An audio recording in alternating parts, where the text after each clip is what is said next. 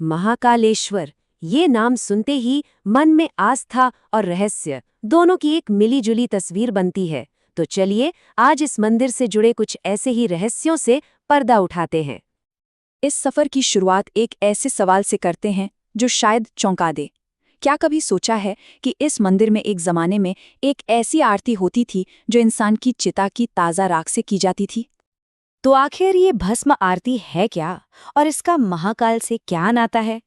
इस रहस्य की तह तक जाने के लिए हमें पहले महाकाल के असली मतलब को समझना होगा। देखिए, महाकाल शब्द में ही इसका पूरा सार छिपा है। महा मतलब महान और काल के यहाँ दो मतलब हैं। एक तो है समय और दूसरा है मृत्यु। तो महाकाल का मतलब हुआ वो जो समय और मृत्यु इन दोनों से भी ऊपर हैं, इन दोनों के भी स्वामी हैं। और यही एक बात इस ज्योतिर्लिंग को बाकी सबसे एकदम अलग बनाती है। देश में 12 ज्योतिर्लिंग हैं, लेकिन ये इकलौता है, जी हाँ इकलौता, जिसका मुख दक्षिण दिशा की ओर है। और दक्षिण दिशा को किसकी दिशा माना जाता है? मृत्यु की। तो मतलब साफ है, महाकाल मृत्यु पर भी विजय पाने वाले देव हैं। तो अब सवाल ये उठता है कि महाकाल यहाँ प्रकट कैसे हुए? इसकी कहानी भी बड़ी दिलचस्प है। ये भक्ति और एक अद्भुत चमत्कार की कहानी है। कहानी शुरू होती है अवंतिकापुरी के राजा चंद्रसेन से, जो शिव के बहुत बड़े भक्त थे। उन्हें देखकर एक छोटा सा 5 साल का बच्चा भी पूजा करने लगा। लेकिन तभी दूषण नाम के एक राक्षस ने शहर पर हमला कर दिया। और जानते हैं फिर क्या हुआ? उस बच्चे की भक्ति में इतनी शक्ति थी कि जमीन फट गई और उसमें से एक शक्तिशाली शिवलिंग प्रकट हुआ। और फिर उस शिवलिंग से खुद महाकाल अपने रौद्र रूप में बाहर आए और एक पल में दूषण और उसकी पूरी सेना को भस्म कर दिया। और फिर उसी भस्म से महाकाल ने अपना श्रृंगार किया और यहीं से हुई दुनिया की पहली भस्म आरती की शुरुआत। लेकिन एक मिनट, आज जो भस्म आरती होती है वो वैसी नहीं है जैसी तब होती थी। समय के साथ इसमें एक बड़ा बदलाव आया है।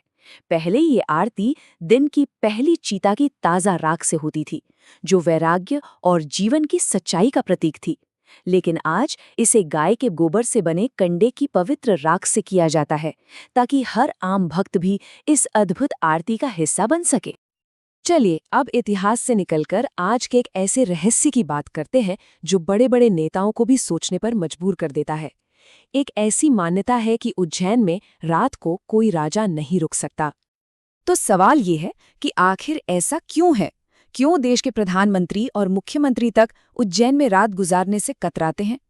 इसके पीछे की वजह महाकाल के प्रति एक गहरा सम्मान भी है और थोड़ा डर भी। और ये सिर्फ कोई सुनी सुनाई बात नहीं है, इसके पीछे कुछ बहुत ही चौंकाने वाले किस्से हैं। जैसे भारत के चौथे प्रधानमंत्री मोरारजी देसाई, वो उज्जैन में रात रुके और कहते हैं कि अगले ही दिन उनकी सरकार गिर गई। एक और किस्सा है कर्नाटक के मुख्यमंत्री BS येदियुरप्पा का, वो भी रात रुके और 20 दिन के अंदर ही उन्हें इस्तीफा देना पड़ गया। तो मान्यता यही है कि उज्जैन के राजा तो सिर्फ एक ही हैं, महाकाल। लेकिन इस सालों पुरानी परंपरा को हाल ही में एक चुनौती मिली। दिसंबर 2023 में मध्य प्रदेश के मुख्यमंत्री मोहन यादव ने रात रुककर इस मान्यता को तोड़ा। उनका कहना था, मैं तो महाकाल का बेटा हूं, मैं यही रह सकता हूं। महाकाल तो पूरे ब्रह्मांड के राजा हैं, तो भला उनके शहर में रुकने पर किसी को क्या आपत्ति हो सकती है? चलिए अब राजनीतिक गलियारों से वापस मंदिर के अंदर चलते हैं। मंदिर में और भी कई ऐसे राज छिपे हैं जिनके बारे में बहुत कम लोग जानते हैं। ये जो महाकालेश्वर मंदिर है, ये असल में 3 मंजिला है।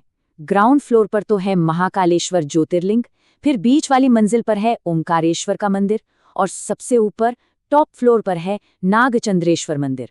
और असली रहस्य इसी सबसे ऊपरी मंजिल से जुड़ा है। ये मंदिर साल में सिर्फ 1 दिन के लिए खुलता है। जी हाँ, पूरे 365 दिनों में से सिर्फ 1 दिन, और वो दिन होता है नाग पंचमी का। इसके पीछे की कहानी ये है कि यहाँ नागों के राजा तक्षक वास करते हैं।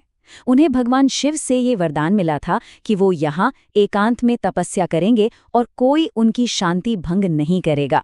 शायद यही वजह है कि उनके दर्शन साल में सिर्फ 1 बार ही हो पाते हैं। मंदिर से जुड़ा एक और अनसुना किस्सा है जूना महाकाल का। जूना मतलब पुराना। हुआ ये था कि जब बाहरी हमलावरों ने मंदिर पर हमला किया तो पुजारियों ने असली ज्योतिर्लिंग को बचाने के लिए उसे कहीं और छिपा दिया और उसकी जगह पर एक दूसरा शिवलिंग रख दिया। बाद में जब हालात ठीक हुए तो असली शिवलिंग को फिर से स्थापित किया गया, लेकिन उस दूसरे शिवलिंग को भी पूरे सम्मान के साथ मंदिर में ही रखा गया और आज उन्हें जूना महाकाल के नाम से पूजा जाता है।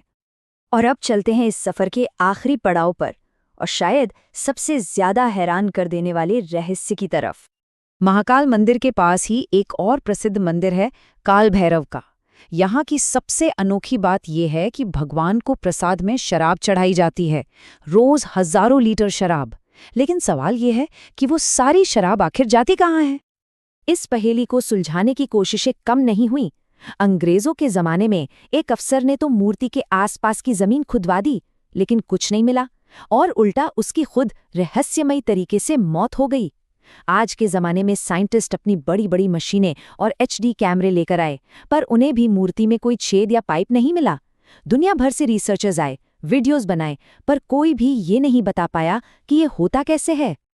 तो आखिर में बस एक ही सवाल बचता है, क्या ये बस हमारी आस्था की शक्ति है, एक ऐसा चमत्कार जिसे हम सिर्फ महसूस कर सकते हैं, समझा नहीं सकते? या फिर ये विज्ञान से परे कोई ऐसी शक्ति है जिसे समझने में हमें अभी और वक्त लगेगा?